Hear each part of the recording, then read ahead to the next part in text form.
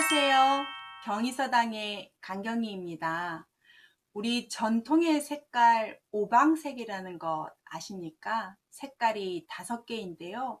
우리는 동양은 이 오방 색깔에 대해서 많은 의미를 부여하고 있어요. 그것이 우리 실생활에 아주 많이 적용이 되고 있는데요.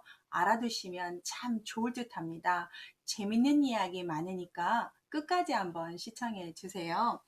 오방색이라고 해서 5가지 색깔인데요. 오늘 제가 이렇게 8가지로 한번 이 오방색의 특징을 좀 알려드리겠습니다. 천천히 한번 들어보시면, 먼저 이 오방이라고 하는 것은 5가지 색깔을 방향에 의미를 두는데요. 먼저 중앙에다가 이렇게 딱 놓고 동서남북이 있죠. 동쪽에는 청색이라고 하고요. 서쪽에는 백색, 남쪽에는 붉은색, 적색, 위쪽에는 흑색, 검정색의 의미를 두고 가운데는 황색이라고 해서 푸른색, 하얀색, 붉은색, 흑색 이렇게 5가지, 이제 가운데 황색까지 해서 5가지 색깔을 의미가 둡니다.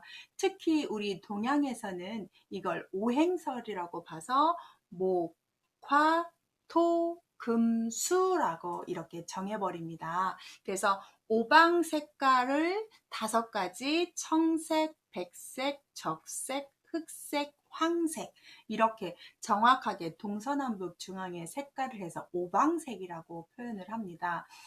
우리나라는 이 오방색으로 어떤 거에 하냐? 음식, 옷, 음식 같은 거, 고명 같은 거 얹을 때 색깔 조합을 이 오방색을 색깔을 쓰고요. 옷도 색동저고리를 쓰고요. 특히 건축에서 단청 색깔이 중국과 일본에보다 훨씬 화려한 단청색, 오방색을 사용을 하고요. 이렇게 우리 일상생활에 5가지 색깔을 아주 많이 의미를 부여합니다. 천천히 한번 보겠습니다. 첫 번째 색 특징을 보시면 여러분은 청색하면 어떤 색깔의 의미가 오십니까? 보통 청색은 시작을 나타내는 봄의 시작입니다. 먼저 계절을 볼까요? 봄, 여름, 가을, 겨울이에요. 그래서 청색은 봄이에요. 봄. 봄은 모든 만물이 소생하는 탄생을 의미하기 때문에 청색을 봄이라고 보고요. 여름하면 정열의 계절, 여름 뜨거운 열정, 붉은색에서 여름이 이 화해됩니다. 가을이 되면 백색이 되는데 겨울이라고 생각하실 것 같지만 이렇게 모든 곡식이 익어가는 백색입니다. 보통 우리 결백, 우리나라의 민족 이런 걸 상징하는 백색이 되고요.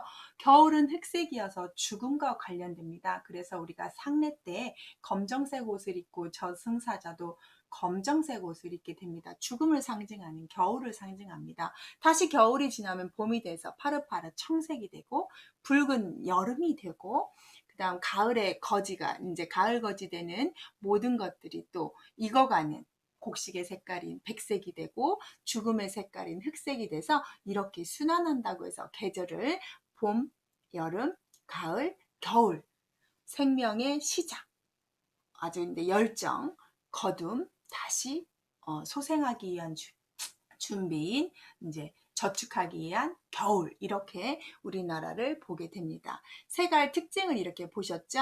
그리고 우리가 묘지를 보게 되면 그 우리를 지킬 수 있는 짐승들이 있잖아요. 우리 좌청룡, 우베코라고 하는 것처럼 청색에는 용을 상징합니다. 청룡, 그럼 백색에는 호랑이를 상징합니다. 붉은색 자는 우리가 보통 주작이라고 하죠.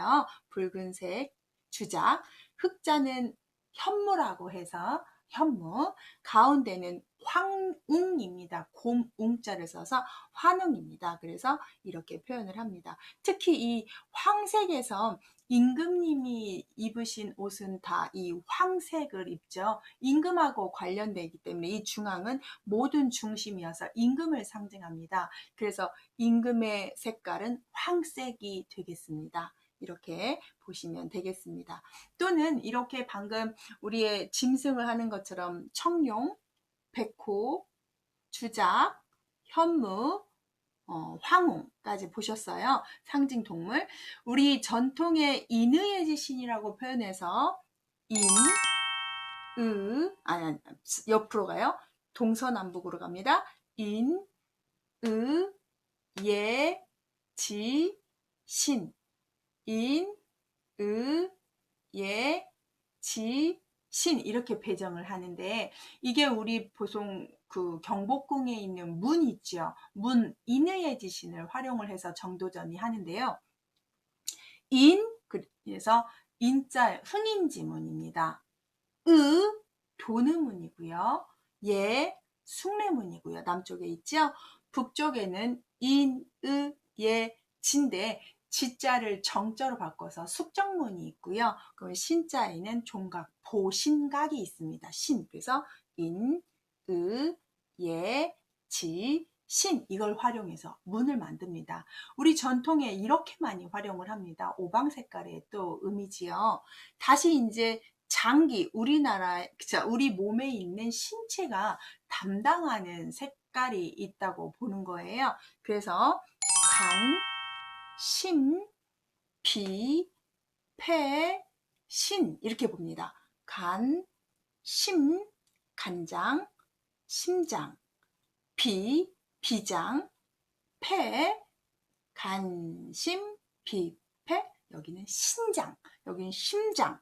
좀 틀리죠. 그래서 간, 심, 비, 폐, 신 하기 때문에 이 간장에 좋은, 우리 간에 좋은 음식들은 다 청색이라고 보고 심장에 좋으면 붉은 색깔, 간심, 비, 그러면 비장에는 황색, 폐는 하얀색, 신장에는 검정색이 좋다고 믿었습니다. 그러면 우리 음식 색깔에 따라서 생각나는 음식들이 있죠. 아주 많은데 제가 좀 적어왔거든요. 볼까요? 먼저 간. 우리 간에 좋은 음식은 푸른 계열이라고 의미를 둡니다. 그럼 푸른 계열 하면 뭐가 생각납니까? 우리의 모든 초록색 식물들 보시면 됩니다. 쑥, 미나리, 시금치, 청고추, 포도, 오이, 호박, 파래 이런 거를 잘 드시면 청색 음식을 드시면 어디에 좋다고요? 간.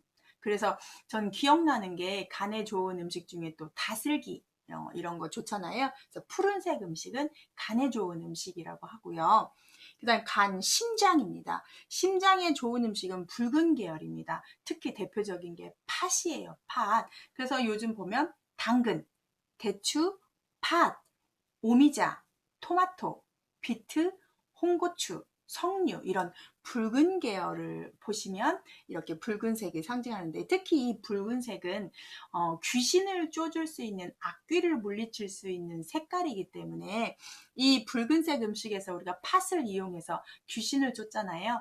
동지팥죽에 팥이라든지 생일에 팥떡을 한다든지 이삿날 팥떡을 한다든지 또는 장독대 같은 거에 잡기를 한다고 해서 우리가 붉은 고추를 이렇게 걸어 놓는다든지 아이들 태어났을 때 잡기 오지 말라고 숯이랑 붉은 고추 또 걸어 놓는다든지 이렇게 또는 신부의 연지곤지 빨간색 있잖아요. 그런 것도 찍는 것도 다 뭔가 붉은색으로 우리가 나쁜 것들을 물리친다고 생각했기 때문에 이렇게 적색을 쓴다고 합니다. 자, 그러면 간심 비, 비장에 좋은 건 노란색인데 노란색 음식 뭐가 생각나시나요? 노란색은 달걀 노른자, 특히 호박, 그 다음 치자, 바나나, 귤, 유자, 울금 이런 황칠 이런 것들이 다 노란색 계열이어서 비장에 좋은 음식입니다. 그 다음 간신 비패 폐장에 가시면 흰색이니까 폐에 좋은 건 흰색으로 생겼던 것들 보시면 양파, 무, 감자, 쌀, 달걀 흰자, 마늘, 더덕, 도라지, 참깨, 느타리 버섯 이렇게 흰색 계열을 드시면 폐에 좋은 음식이 되고요. 그 다음 비장으로 갑니다. 흑색입니다. 흑색은 검정깨, 검은콩, 미역, 김, 다시마, 표고버섯 이렇게 검정색 음식을 드시면 어디에 좋다고요?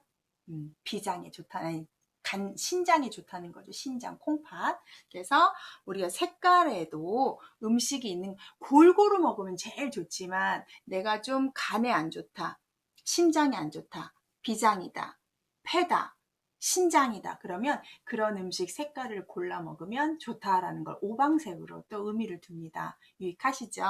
자, 그 다음에 상생과 상극이라는 오행설에서 많이 보시는 말인데 여기서 제가 주역처럼 다 줄줄이 하진 않지만 상식선에서 살짝만 보시면 이게 이렇게 돌아요. 이렇게 돕니다. 돌아서 서로 도움이 되는데 약간 보시면 상생이라고 하면 물과 나무는 도움이 되죠. 자, 보십시오. 물이 물을 주면 나무가 자랍니다. 그래서 뭐라고 하냐면 수생목이라고 표현합니다. 그러면 나무는 누구한테 또 도움이 되냐? 목생화가 됩니다. 나무가 불에 타서 타게 되잖아요. 그래서 서로 이렇게 상생이 되는 거예요. 목생화에서 나무가 타면 열을 줘서 우리는 그 열을 사용하는 거죠. 그러면 화생토입니다. 불에 다 타고 남은 이 불이 땅에 거름을 주어서 도움이 되죠. 남은 재들이 땅에 거름이 되니까 화생토예요. 토생금입니다. 이 땅에서 뭐가 나와요? 금이 나와요. 그리고 금생수입니다. 금이 녹아서 또 물이 됩니다. 그리고 또 돌아요. 수생목, 목생화, 화생토, 토생금, 금생수 이렇게 도는 거죠. 물은 나무한테 도움이 되고 나무는 불한테 도움이 주고 불은 토한테 도움이 되고 토는 생한테 주고 생은 뭐가 돼서 우리가 궁합을 볼 때 내가 약간 물성질이 많은 사람이다. 그러면 어떤 사람을 만나면 좋아요? 나무 계열 사람을 만나면 좋겠죠. 나무 계열 사람을 만나 이렇게 해서 풀이를 하는 거예요. 반대로 서로 절대 만나면 안 되는 상극인데 반대가 아니라 이것 때문에 반대편에 있는 오행이 약간 억제가 되고 누름이 된다라고 보는 거예요. 예를 들어서 수극화예요.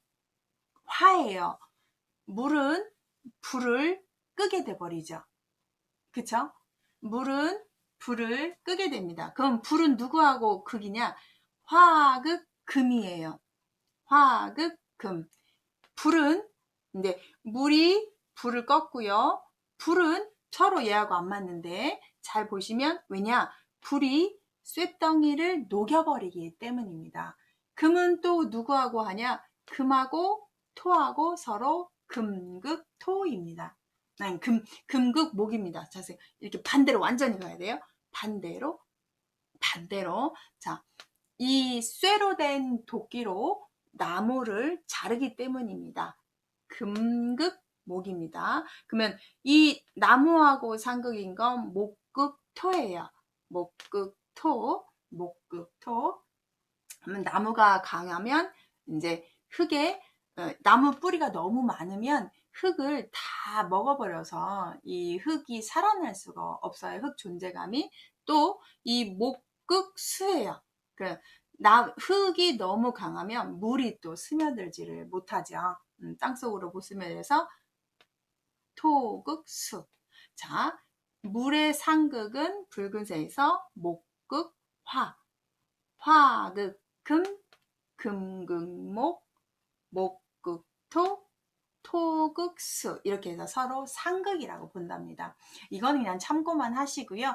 재밌어 하고 이런 걸 많이 아시는 분들은 좀 제가 정말 너무 어리숙하게 해서 참 어리숙하다 하실 수도 있는데 상식선에서 저처럼 잘 모르는 사람들은 오방색에 오행이 들어있더니 그렇게 해석하는 거였구나.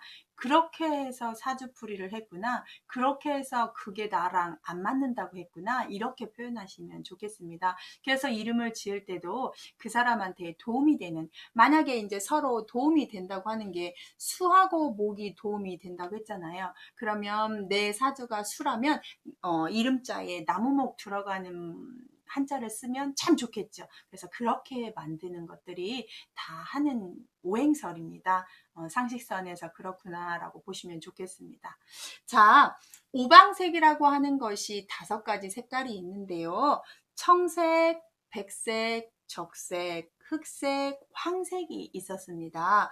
동서남북으로 해서 봄, 봄, 여름, 가을, 겨울이라고 했고, 이거에 따라서 상징 동물이 있었고, 인의의 지신으로 조선시대에 문을 만들었고, 우리 이 오방색으로 인해서 간, 심, 비, 배, 신해서 장기를 의미를 두었고, 그 장기에 좋은 음식을 봤더니 색깔별로 나눠서 봤고, 우리 이것들이 서로 조화를 이루었을 때 우주가 됩니다. 그래서 이 모든 오방색을 소우주라고 봤고요. 이 조화가 이루어진다면 세상이 아주 평안하게 된다고 우리 조상들은 믿었다고 합니다. 그래서 이 오방 색깔을 꼭 알아두시면 우리의 작은 소우주의 규칙을, 특히 동양에서는 이 오행설을 다 이해하실 수 있습니다. 우리 한자 하시는 경의서당 구독자님들은 이런 걸 좀 상식선에서 저랑 같이 넓혀가시면 어떨까 하고 만든 영상입니다. 유익하신가요? 뒷부분에다가 살짝 정리해 놓을 테니까 정리 한번 해보시고요. 유익하시면 좋겠습니다. 유익하셨다면 제 영상 받아보실 수 있게 구독 버튼 눌러주시면 받으실 수 있습니다. 끝까지 시청해 주셔서 감사합니다.